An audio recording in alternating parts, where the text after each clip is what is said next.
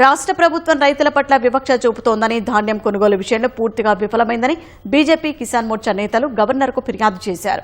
రాష్ట్రంలో ఫసల్ బీమా పథకాన్ని అమలు చేయకపోవడం వల్ల రైతులు నష్టపోతున్నారని కిసాన్ మోర్చా రాష్ట్ర అధ్యక్షుడు లక్ష్మీ నరసయ్య అన్నారు. వరంగల్ డిక్లరేషన్లో ఇచ్చిన హామీలను వెంటనే అమలు చేయాలన్న ఆయన రైతు భరోసా, రైతు కూలీలకు 12,000 రూపాయల ఆర్థిక సాయం ఇప్పటికీ అందలేదని ఆరోపించారు. అకాల వర్షాలు, నకిలీ విత్తనాల సమస్యలతో రైతులు తీవ్ర ఇబ్బందులు ఎదుర్కొంటున్నారని, నకిలీ విత్తనాల విక్రయదారులపై కఠిన చర్యలు తీసుకోవాలని డిమాండ్ చేశారు.